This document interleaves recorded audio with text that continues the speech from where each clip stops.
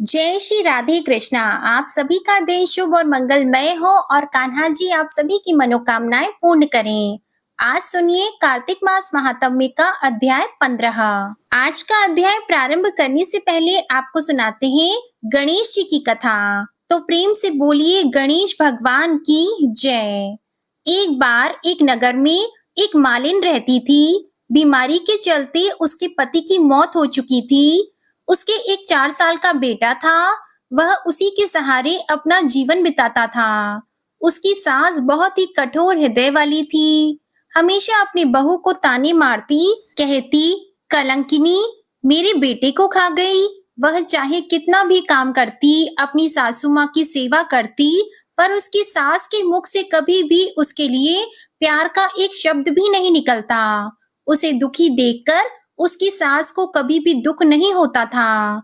वह कभी नहीं सोचती कि इस उम्र में पति को गंवाने के बाद बेचारी कितनी दुखी रहती होगी। इन सब बातों को नजरअंदाज करते हुए वह हर समय अपनी बहू के साथ लड़ाई करती, जितनी हो सके तकलीफ देती, फिर भी उसकी बहू सामने बोलकर कुछ नहीं कहती। लेकिन जब इतने से भी उसकी सास का मन नहीं भरा, तो एक दिन उसने अपने गुस्से के चलते अपने पोते और बहू को घर से निकाल दिया। फिर दोनों माँ बेटे रोते रोते घर से चल पड़े। चलते चलते वे एक जंगल में पहुंचे। वहां जाकर एक बड़े से पेड़ के नीचे वे दोनों बैठ गए। वहां से थोड़ी ही दूर पर एक गणेश जी का मंदिर आया। वहां पर बहुत सारे लोग गणेश जी के दर्शन करने आते, वहां प्रसाद चढ़ाते और फिर वहां मौजूद लोगों को बांट देते। तो वे दोनों माँ बेटे गणेश जी के मंदिर में गए। वहां जाकर उसकी माँ कहने लगी कि हे गणेश जी महाराज, मुझसे ऐसी कौन सी गलती हो गई जिसकी मुझे आपने इतनी बड़ी सजा दी है। पहले मुझसे मेरे पति को छीना और अब मुझे घर से बेघर कर दिया है। अब मैं अपने बेटे के साथ कहाँ जाऊं, क्या करूं, कहाँ रहूं? अब आप ही मुझे कोई रास्ता बताएं। आज आपके सिवाय हमारे माँ बेटे का कोई भी नहीं है। फिर माँ बेटे दोनों मंदिर के आगे बैठ गए। जो भी लोग गणेश जी का प्रसाद वहां पर बांटते, उसी प्रसाद को खाकर वे दोनों माँ बेटे अपना गुजारा करने लगे। सुबह और शाम दोनों माँ बेटे गणेश जी की पूजा पाठ करते। एक दिन बैठे बैठे गणेश जी की कृपा से उन दोनों के मन में आया कि क्यों न हम जंगल से फूल लाकर यहाँ बेचें, क्योंकि यहाँ पर रोजाना लोग आते हैं। अगर हम फूल माला बनाकर बेचेंगी तो यहाँ आने वाले सभी लोग पूजा के लिए फूल जरूर खरीदेंगे। तो इसी तरह सोचकर दोनों माँ बेटे सुबह सुबह जल्दी जंगल में से फूल लाकर फूल माला बनाकर वहां पर बैठ जाते। जब गणेश जी के भक्त वहां पर आते तो उनसे फूल खरीदते और बदले में उन्हें कुछ रुपए देते। इस तरह फूल बेचते बेचते उनके कई दिन बीत गए। तो कुछ रुपए उनके इकट्ठे हो गए। उन्हीं रुपए से वे पूजा की सामग्री और प्रसाद भी लाकर बेचने लगे। गणेश जी की कृपा से उनकी आमदनी बढ़ने लगी। धीरे धीरे उनके पास इतना पैसा हो गया कि उन्होंने एक मकान बना लिया और पास ही में एक दुकान भी बना ली। अब उस दुकान के अंदर पूजा की सारी सामग्री, मिठाइयाँ, दूर्वा, फूल, घास गणेश भक्तों के लिए हर समय मौजूद होता। तो सुविधा के लिए सारे लोग वहीं पर आकर उन्हीं की दुकान से सारा सामान खरीदते। वहां पर एक राजा की लड़की थी जो रोजाना मंदिर में पूजा करने आती थी और मालिन की दुकान से ही सामान खरीदती थी। तो मालिन के बेटे को देखकर वह राजकुमारी उस पर मोहित हो गई और उससे विवाह करने की सोचने लगी। एक दिन उसने अपनी भाभी से अपने मन की बात कही। तो भाभी अनुभवी थी। उसने कहा, दीदी यह तो मालिन का बेटा है और तुम एक राजा की बेटी हो। अगर तुम्हारा विवाह इस मालिन के बेटे के साथ किया गया तो इससे हमारी बड़ी बदनामी होगी। पर राजकुमारी नहीं मानी। तो उसकी भाभी ने राजकुमारी की माँ यानी कि अपनी सास से यह बात कही कि हमारी बेटी मालिन के बेटे से प्रेम करती है और उसी से शादी करना चाहती है। तो उसकी माँ और पिताजी ने उसे बहुत समझाया, पर वह कहने लगी कि मैंने तो प्रतिज्ञा कर ली है कि अगर मैं शादी करूंगी तो उसी से करूंगी, नहीं तो मैं शादी नहीं करूंगी। इस पर राजा कहने लगा कि बेटा, जब तुमने प्रतिज्ञा कर ली है तो मैं तुम्हारी प्रतिज्ञा को कभी नहीं तोड़ूंगा। फिर राजा खुशी-खुशी अपनी बेटी का विवाह करने के लिए तैयार हो गए और उन्होंने बड़े धूमधाम से अपनी बेटी का विवाह मालिन के बेटे के साथ कर दिया। मालिन ने सबसे पहले बेटे बहू को गणेश जी के मंदिर में ले जाकर पूजा पाठ करवाया और गणेश जी का आशीर्वाद दिलवाया। उसके बाद पूरे नगर में यह बात फैल गई कि गणेश जी की पूजा करने से सारे दुख दर्द दूर हो जाते हैं। यह माँ बेटे यहाँ पर आए थे तो बिल्कुल ही गरीब थे। इनके पास खाने के लिए अनाज और पहनने के लिए कपड़े भी नहीं थे। और देखो, गणेश भगवान की कृपा से इनके पास कितना सारा धन हो गया है और आज इस लड़के की शादी भी राजा की बेटी के साथ हो गई है। तो सारे गांव वाले उसी गणेश मंदिर पर पूजा करने के लिए आने लगे और उन्हीं की दुकान से सामान खरीदते। ऐसा करने से मालिन के बेटे का काम दिन दुगना रात चौगुना तरक्की करने लगा। और उधर जिस दिन से मालिन की सास ने उन माँ बेटे को घर से निकाला था, उसी दिन से उनके अन्नदाता रूठ गए थे। उनके घर में घाटा हो गया था और सभी सामान बिक गया था। धीरे धीरे वह समय भी आ गया जब उस बुढ़िया को एक समय का भोजन भी नसीब नहीं होता। उसे भूखा मरता देखकर गांव के लोग उस पर बिल्कुल भी दया नहीं दिखाते। कहते कि अपनी बेचारी विधवा बहू को किस तरह से लड़ाई करके इसने घर से बाहर निकाल दिया है, तो अपनी करनी का फल भुगत रही है। वह तो बेचारी आज न जाने कहाँ होगी। पहले तो भगवान ने उसे उसका पति छीन लिया और फिर एकमात्र घर का सहारा था जो इस बुढ़िया ने छीन लिया। यह सुनकर बुढ़िया को अपने किए पर बहुत पछतावा होता और गांव वालों की बेरुखी देखकर एक दिन वह रोती बिलखती गांव छोड़कर निकल गई और चलते चलते उसी जंगल में पहुंच गई जहां गणेश जी का मंदिर था। वहां पहुंचकर मालिन के बेटे से कहने लगी कि बेटा, मैं तो कई दिनों से भूखी हूँ, मुझे 2 वक्त की रोटी दे दिया करो, इसके बदले मैं तुम्हारा सारा काम कर दूंगी। तो लड़के को दया आ गई और उसने उसे काम पर रख लिया। उसने अपनी दादी को पहचाना नहीं और उसने उस बुढ़िया को भोजन करवाया। फिर बुढ़िया माई काम पर लग गई। जैसे ही शाम हुई तो मालिन घर आई। उसने अपनी सास को देखते ही पहचान लिया और कहने लगी कि सासू माँ, आप यहाँ कैसे? तो सास ने पोते की तरफ इशारा करके कहा कि मेरी इस सेठ के यहाँ नौकरी लग गई है। तब उसकी बहू कहने लगी कि सासू माँ, आप ये कैसी बातें कर रही हो? यह आपका पोता है और यह घर भी आपका ही है। यहाँ आपको काम करने की क्या जरूरत है? जब आपने हमें घर से निकाला था तब गणेश जी भगवान ने हमारी रक्षा की थी। तो यह देखकर वह बुढ़िया बहुत ही हैरान हुई और अपनी बहू से कहने लगी कि बेटा, मुझसे गलती हो गई, मैंने करनी का फल भोग लिया है। तुम्हें घर से निकालने के बाद घर में जो कुछ भी था सब कुछ नष्ट हो गया। मुझे तो खाने के लिए अन्न का एक दाना भी नसीब नहीं होता और ऊपर से सभी गांव वालों ने मुझसे मुख मोड़ लिया। तभी तो मैं घर छोड़कर निकल गई बेटा। मुझे मेरी करनी पर बहुत ही पछतावा हुआ है। अब तो मुझे माफ कर दो। तब उसकी बहू कहने लगी कि माँ जी, कभी भी माँ अपने बच्चों से माफी मांगती है। जो हुआ सो हुआ, उसे भूल जाओ और खुशी खुशी अपने पोते का सुख देखो। फिर वह बुढ़िया सोचने लगी कि मेरी बहू कितनी अच्छी है और इसे मैं कभी पहचान भी न सकी। आज मेरे पास कुछ नहीं है और इसके पास सब कुछ है। फिर भी देखो, यह मुझे कितनी प्रेम पूर्वक अपने घर में रखकर मान सम्मान दे रही है। ऐसा सोचते हुए उस बुढ़िया की आंखों से आंसू छलक आए।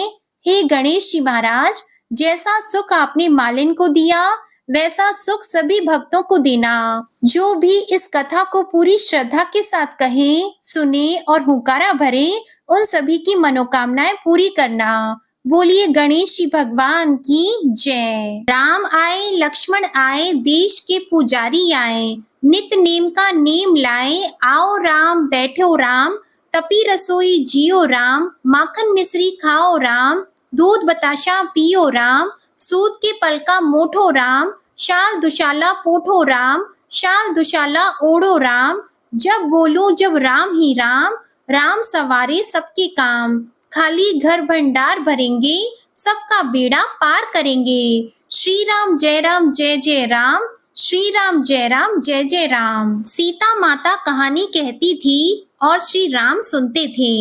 एक दिन भगवान राम को किसी काम से बाहर जाना पड़ गया, तो सीता माता कहने लगी कि भगवान, मेरा तो 12 वर्ष का नित्य नेम है, मैं अपनी कहानी किसे सुनाऊं। तब भगवान बोले, ऐसा करना, कुएं की पाल पर जाकर बैठ जाना, औरतें पानी भरने आएंगी तो तुम्हारी कहानी भी सुन लेंगी। वह बोली, अच्छा।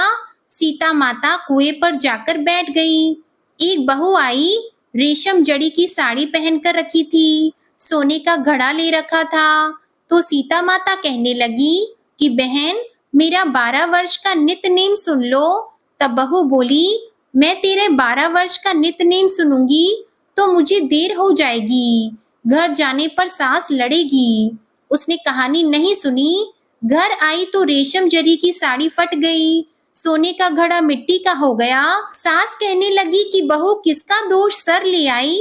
तब बहू कहने लगी, सासू जी, दोष क्या, कुएं पर एक औरत बैठी थी, कह रही थी मेरी कहानी सुन ले, मैंने नहीं सुनी तो ऐसा हो गया। अगले दिन सास वही साड़ी पहनकर गई और वही घड़ा लेकर गई। सीता माता कुएं पर बैठी पाई, कहने लगी मेरी कहानी सुन ले। तो सास बोली, कहानी एक बार छोड़ 4 बार सुनो। तब सीता माता कहानी कहने लगी, राम आए लक्ष्मण आए, देश के पुजारी आए, नित्य नेम का नेम लाए, आओ राम बैठो राम, तपी रसोई जियो राम, माखन मिश्री खाओ राम, दूध बताशा पियो राम, सूत के पलका मोठो राम, शाल दुशाला पोठो राम, शाल दुशाला ओढ़ो राम।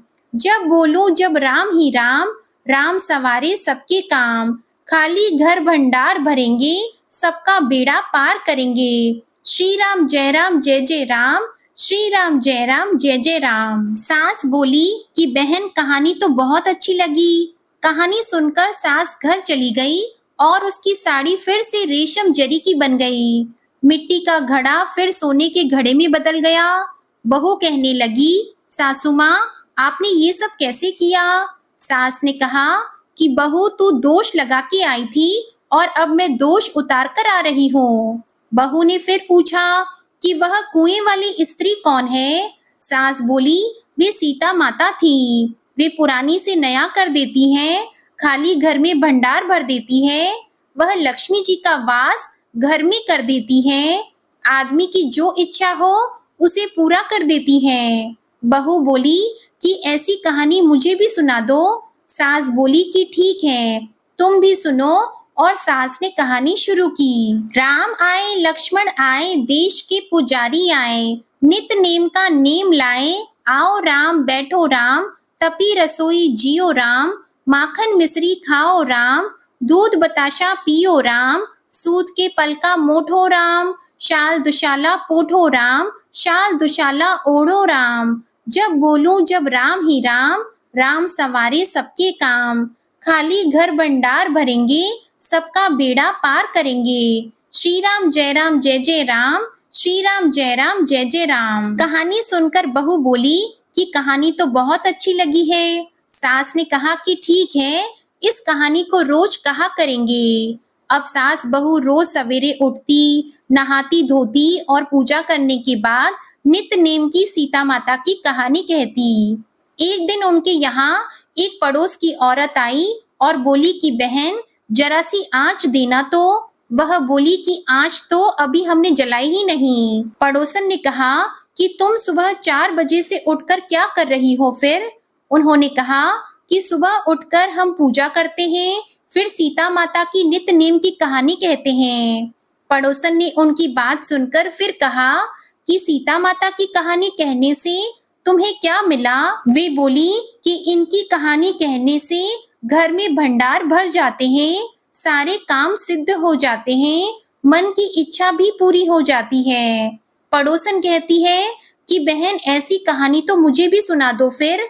वह बोली कि ठीक है, तुम भी यह कहानी सुन लो। राम आए लक्ष्मण आए, देश के पुजारी आए, नित नेम का नेम लाए, आओ राम बैठो राम, तपी रसोई जियो राम, माखन मिश्री खाओ राम, दूध बताशा पियो राम, सूत के पल का मोठो राम, शाल दुशाला पोठो राम, शाल दुशाला ओढ़ो राम, जब बोलूं जब राम ही राम, राम संवारे सबके काम, खाली घर भंडार भरेंगे, सबका बेड़ा पार करेंगे, श्री राम जय जय राम, श्री राम जय जय राम। तब पड़ोसन कहने लगी कि बहन, कहानी तो बहुत ही अच्छी है। अब पड़ोसन भी नित नेम की सीता माता की कहानी कहने लगी। सीता माता ने उसके भी भंडार भर दिए। हे मेरी सीता माता, जैसे उन सबके भंडार भरे, सभी के भरना, लक्ष्मी का वास हो, अन्नपूर्णा का वास हो। बोलो सीता माता की जय। जय श्री राम, जय श्री राम। अब सुनिए आज का कार्तिक मास महात्म्य।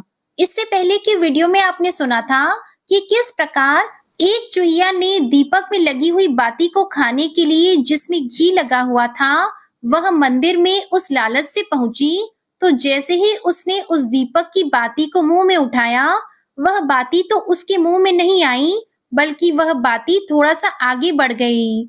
क्योंकि बाती छोटी होने के कारण वह बाती बुझ रही थी। ऐसे में अनजाने में ही चूहिया से एक बहुत बड़ा पुण्य हो गया। आई तो वह उस बाती को खाने के लिए थी, लेकिन संयोगवश और देव कृपा से उससे वह बाती बुझी नहीं, बल्कि बाती आगे बढ़ गई और वह दीपक बुझता हुआ फिर से जलने लगा। लेकिन उस जलती हुई बाती से चूहिया का मुंह बुरी तरह से जल गया, जिस कारण उसी मंदिर में उस चूहिया की मृत्यु हो गई। अगर आप इस बारे में जानना चाहते हैं तो इससे पहले का अध्याय आप जरूर सुनिएगा। नैमिषारण्य तीर्थ में उपस्थित ऋषि मुनियों से श्री सूत जी महाराज ने कहा, अब मोक्ष की देने वाले सभी व्रतों में उत्तम एकादशी व्रत के महात्म्य को भी सुनो। एकादशी चाहे कृष्ण पक्ष की हो या शुक्ल पक्ष की, उस दिन अन्न नहीं खाना चाहिए। एकादशी के दिन खाया हुआ अन्न पाप भक्षण के समान है। व्रत करने वालों को दशमी और द्वादशी को भी एक समय ही भोजन करना चाहिए। नारद जी द्वारा महाराज पृथु को सुनाई हुई कथा सुनाते हुए श्री सूत जी महाराज कहने लगे, हे ऋषियों, गंगा के समान तीर्थ नहीं, माता के समान गुरु नहीं, विष्णु के समान देव नहीं, अन्न न खाने के समान तप नहीं और शांति के समान संसार में कोई सुख नहीं। सत्य के समान ज्योति नहीं, कार्तिक के समान कोई मास नहीं, ज्ञान के समान कोई लाभ नहीं और एकादशी के समान कोई व्रत नहीं। व्रत करने वाला मनुष्य प्रातः काल उठकर भगवान का पूजन करे, पुराणों की कथा सुने और रात्रि को जागरण करें। अब आप एक प्राचीन कथा ध्यान पूर्वक सुनो। नर्मदा नदी के तट पर गालब ऋषि का शांत, शोभा युक्त और मनोरम आश्रम था। उनका पुत्र भद्रशील भगवान विष्णु का परम भक्त था। भद्रशील अपने साथियों के साथ भगवान की मूर्ति बनाकर पूजन किया करता और साथ ही उन्हें उपदेश दिया करता कि वे भी भगवान का पूजन करें और एकादशी का उपवास रखा करें। उसके उपदेश को सुनकर अन्य बालक भी ऐसा ही किया करते थे। अपने पुत्र के चरित्र को देखकर गालब ऋषि ने एक समय उससे पूछा, हे भद्रशील, तुम हर समय भगवान विष्णु की पूजा अर्चना में लगे रहते हो, यह उपदेश तुमको किसने दिया है? यह बात सुनकर भद्रशील कहने लगा, पिताजी, मैं पूर्व जन्म का वृतांत सुनाता हूँ। पहले जन्म में मैं चंद्रवंश में धर्म कीर्ति नाम का राजा था। दत्तात्रेय जी से मैंने शिक्षा दीक्षा ग्रहण की थी। साथ ही 1000 वर्ष तक मैंने राज्य भी किया था। अपने उस जन्म में मैंने धर्म और पुण्य के अनेक कार्य किए, परंतु बाद में बुरी संगति में फंसकर मैंने वेद मार्ग छोड़ दिया और पाखंड के रास्ते पर चल पड़ा। मेरे दुराचार को देखकर प्रजा भी पाप कर्म करने लगी, क्योंकि जैसा राजा करता है वैसी उसकी प्रजा भी उसका आचरण करती है। इस तरह धर्म शास्त्रों के कहे अनुसार प्रजा के पाप का छठा भाग भी मुझको मिलने लगा। एक दिन शिकार खेलने के लिए मैं वन को गया। दिन भर भूखा प्यासा रहा, खाने पीने को कुछ भी नहीं मिला। जंगल में भटक जाने के कारण शाम को मैं घूमता फिरता नर्मदा नदी के किनारे जा पहुंचा। उस दिन एकादशी का व्रत होने के कारण वहां पर एकत्रित अनेक वैष्णव भगवान का भजन कीर्तन कर रहे थे। भूख और प्यास से व्याकुल और थका हारा होने के कारण मैं रात भर वहीं पड़कर कीर्तन सुनता रहा। प्रातः काल होते ही भूख और प्यास से मेरे प्राण निकल गए। उसी समय यमराज के दूत मेरे पास आए और मुझ पापी को मारते पीटते हुए यमराज के पास ले गए। वहां पर यमराज ने चित्रगुप्त जी से मेरे पाप और पुण्य का लेखा जोखा पूछा। तब चित्रगुप्त जी ने कहा कि महाराज, यद्यपि यह महान पापी है, परंतु इसने एकादशी का व्रत किया था, रात्रि भर भगवान का कीर्तन भी सुना था। एकादशी को भोजन न करने के कारण इसके प्राण निकले हैं। इस कारण तो उसके समस्त पाप ही नष्ट हो गए हैं। चित्रगुप्त जी की यह बात सुनकर यमराज तत्काल अपने सिंहासन से उठकर खड़े हो गए और मुझे नमस्कार किया। फिर मुझसे बोले, मुझसे बड़ी भारी भूल हुई है, आप मुझे क्षमा कर दीजिए। फिर यमराज ने अपने दूतों को धिक्कारते हुए कहा, जो व्यक्ति भगवान के नाम का स्मरण करता है अथवा सुनता है, उसको हमारे पास कभी मत लाना।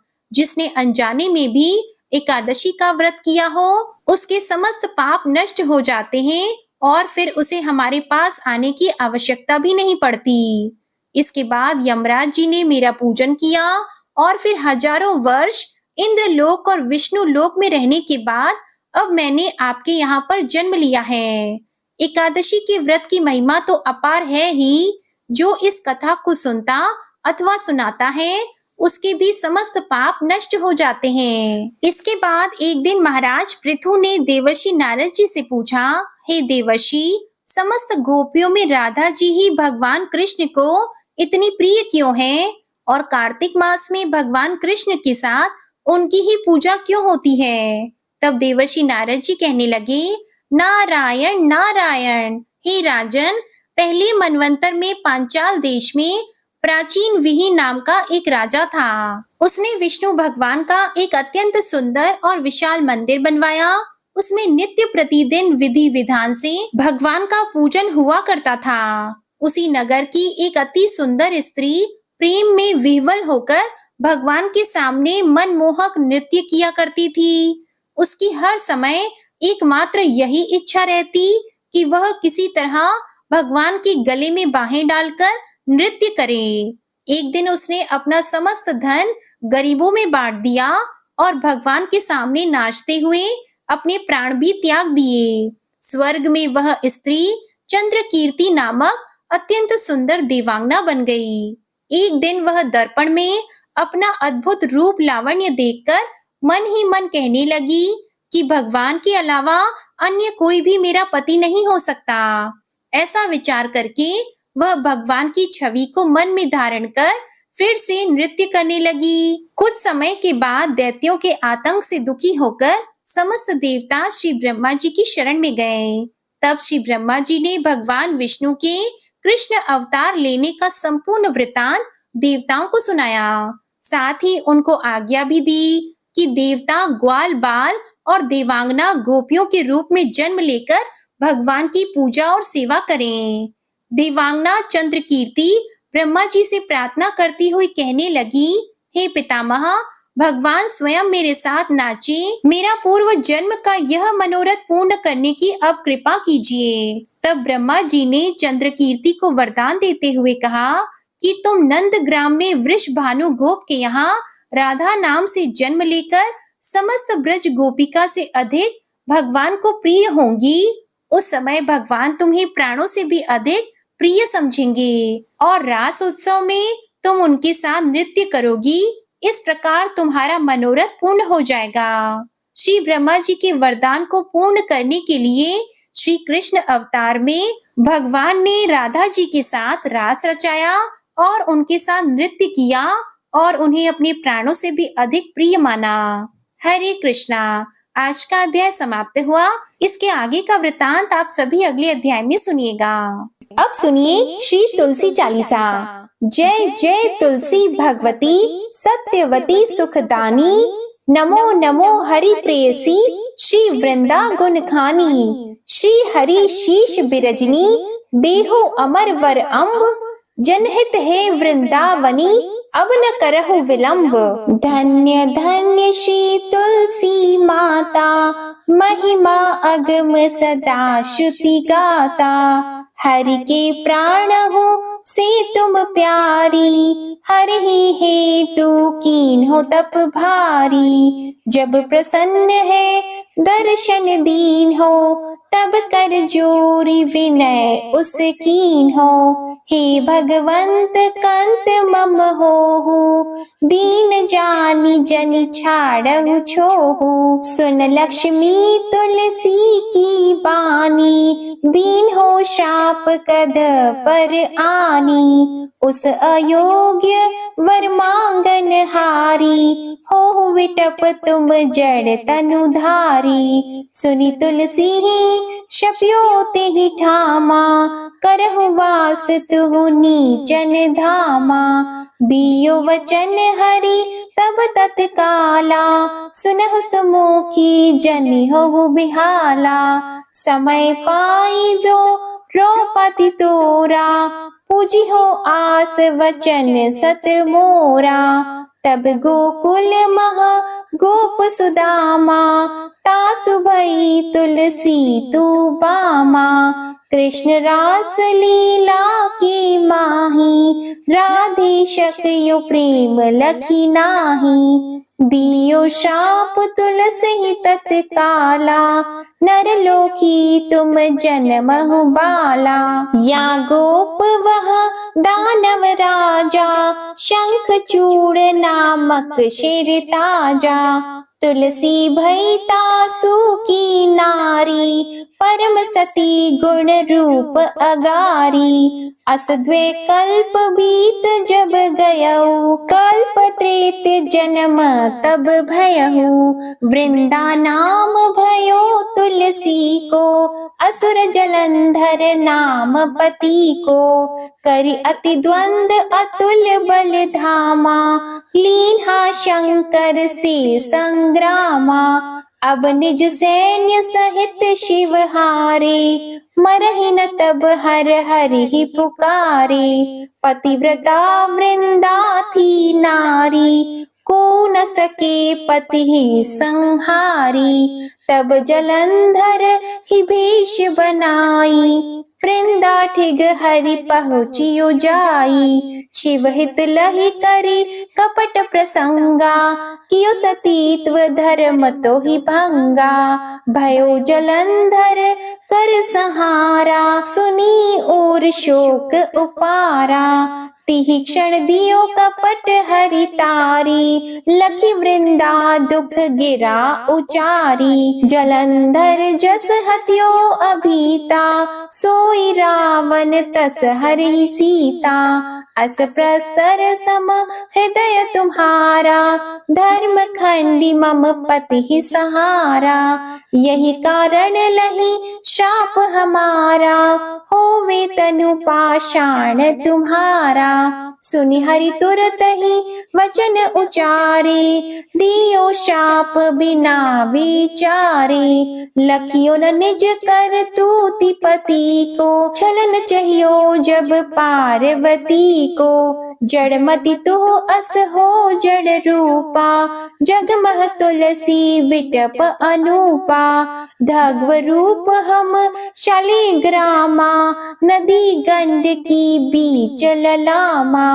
जो तुलसी दल हम ही चढ़ी है सब सुख भोगी परम पद पई है। बिनु तुलसी हरि जलत शरीरा अतिशय उठत शीश उर पीरा।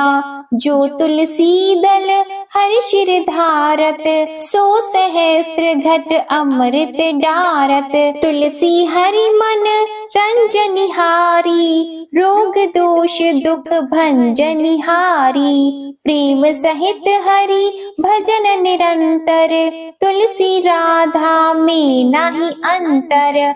व्यंजन हो 56 प्रकारा, बिन तुलसी दल न हरि प्यारा। सकल तीर्थ तुलसी तरु छाही, लहत मोक्ति जन संशय नाही। कवि सुंदर एक हरि गुण गावत, तुलसी निकट सहस गुण पावत। बसत निकट दुर्वासा धामा, जो प्रयास ते पूर्व ललामा। पाठ करहि जो नित नर नारी, होहि सुख भाषहि त्रिपुरारी। तुलसी चालीसा पढ़ी, तुलसी तरु ग्रह धारी। दीप दान कर पुत्र फल, पावहि बंध्यहु नारी। सकल दुख दरिद्र हरिहार, है परम प्रसन्न।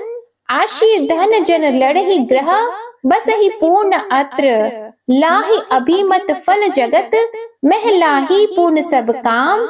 जे दल अर्पहि तुलसी तहाँ, सहस बसहि हरि राम। तुलसी महिमा नाम लख, तुलसी ही सूत सुख राम। मानस चालीसा रचियो जग, मह तुलसी दास। तुलसी चालीसा समाप्त। प्रेम से बोलिए तुलसी माता की जय। अब आप सुनिए तुलसी माता की आरती। तुलसी महारानी नमो नमो, हरि की पटरानी नमो नमो। तुलसी महारानी नमो नमो, धन तुलसी पूरण तप कीनो। शालिग्राम बनी पटरानी नमो नमो। तुलसी महारानी नमो नमो, हरि की पटरानी नमो नमो।